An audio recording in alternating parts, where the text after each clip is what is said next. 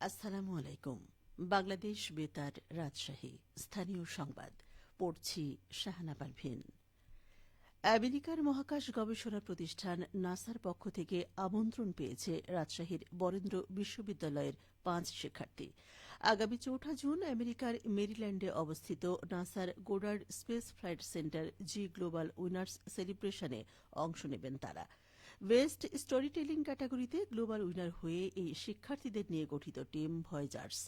দলনেতা হিসেবে থাকবেন খালিদ সাকিব। এছাড়াও টিমে আছেন আব্দুল মালেক, শাখাওয়াত হোসেন, ফামিদা আক্তার ও মোহাম্মদ আতিক। তারা সিএসই বিভাগের বিভিন্ন সেমিস্টারের শিক্ষার্থী। দলনেতা হিসেবে খালিদ সাকিব বলেন, বাংলাদেশ পর্বের লোকাল রাউন্ডে রাজশাহী অঞ্চলে চ্যাম্পিয়ন হয়ে পরবর্তীতে গ্লোবাল নমিনেশন পেয়ে ফাইনালিস্ট হয়েছে তার দল। সেখানে বেস্ট স্টোরি টেলিং ক্যাটাগরিতে গ্লোবাল উইনার হওয়ার গৌরব অর্জন করেছে। নওগাঁয় সড়ক দুর্ঘটনায় নিহত ৫ ব্যক্তির পরিবারকে সরকারিভাবে আর্থিক সহায়তা প্রদান করা হয়েছে।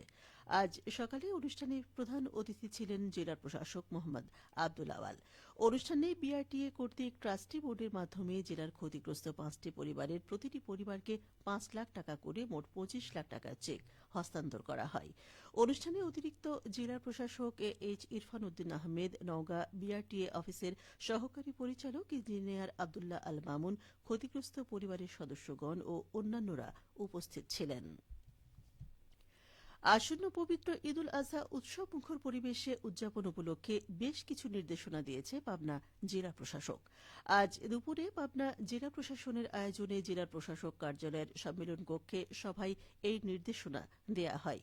সভায় জেলা প্রশাসক মোহাম্মদ মফিজুল ইসলাম বলেন, মানুষ যাতে হয়রানির শিকার না হয় সেইভাবে সবাইকে কাজ করতে হবে। পশুর গাড়িতে পথে পথে চাঁদাবাজি করলে ব্যবস্থা নিতে হবে। নিরাপত্তা নিশ্চিত করতে আইনশৃঙ্খলা বাহিনীর তৎপরতা বৃদ্ধি করতে হবে। অতিরিক্ত খাজনা আদায় বন্ধ করতে খাজনার নির্দিষ্ট হার টাঙিয়ে দেওয়ারও নির্দেশনা দেওয়া হয় এবং ঈদের জামাতে অপ্রীতিকর ঘটনা এড়াতে প্রয়োজনীয় ব্যবস্থা নেওয়ার কথাও বলা হয়েছে। সভায় অতিরিক্ত জেলা প্রশাসক ইয়াসমিন মনিরা, পাবনা সিভিল সার্জন আবুল কালাম আজাদ, পাবনা জেলা পরিষদের ভারপ্রাপ্ত প্রধান নির্বাহী মাহফুজা সুলতানা সহ অন্যান্যরা উপস্থিত ছিলেন। নাটোর পৌরসভায় উন্নয়ন পরিকল্পনা প্রণয়নে অংশীজনদের সাথে পরামর্শ সভা অনুষ্ঠিত হয়েছে। আজ পৌরসভায় দিনব্যাপী সভার কার্যক্রম শুরু হয়। নাটোর পৌরসভার নির্বাহী কর্মকর্তা মোহাম্মদ রবিউল হকের সভাপতিত্বে সভায় বক্তব্য রাখেন স্থানীয় সরকার প্রকৌশল অধিদপ্তরের নির্বাহী প্রকৌশলী মোহাম্মদ ইকবাল হোসেন, নাটোর পৌরসভার নির্বাহী প্রকৌশলী মোহাম্মদ আব্দুল মালেক ও এলজিসিআরআরপির প্রশিক্ষক আকরাম হোসেন। পরামর্শ সভায় পৌরসভার ৯টি ওয়ার্ড এলাকা থেকে অংশগ্রহণকারী বিভিন্ন পেশাজীবী ব্যক্তিবর্গ পরিবেশ বান্ধব নাটোর পৌরসভা নির্মাণে তাদের মতামত তুলে ধরেন। পৌরসভার উন্নয়ন পরিকল্পনা প্রণয়ন এবং নাগরিক সেবার পরিধি বৃদ্ধির বিষয়ে বক্তারা পরামর্শ প্রদান করেন। স্থানীয় সরকার বিভাগের লোকাল গভর্নমেন্ট কোভিড-19 রেসপন্স অ্যান্ড রিকভারি প্রজেক্ট এ সভার আয়োজন করে।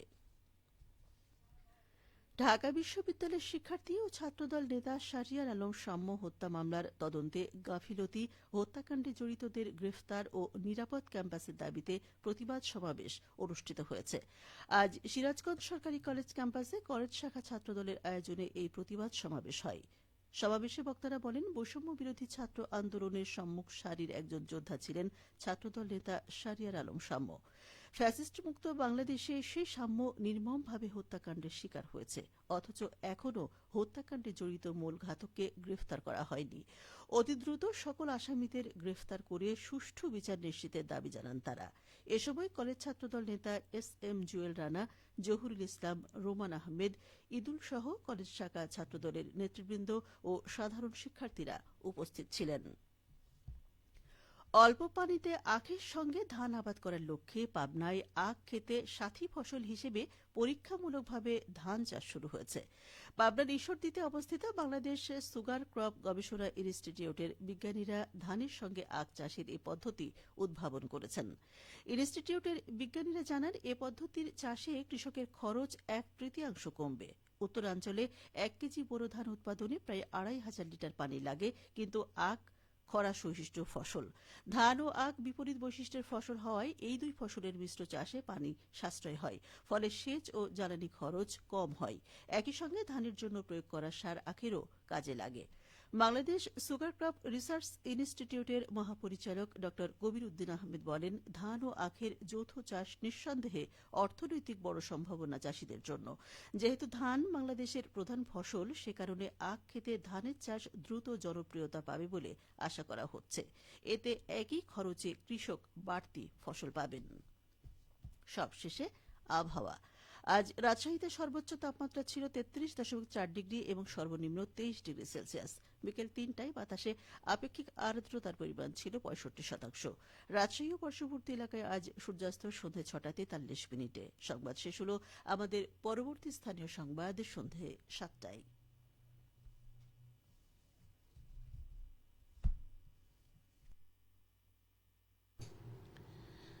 বাংলাদেশ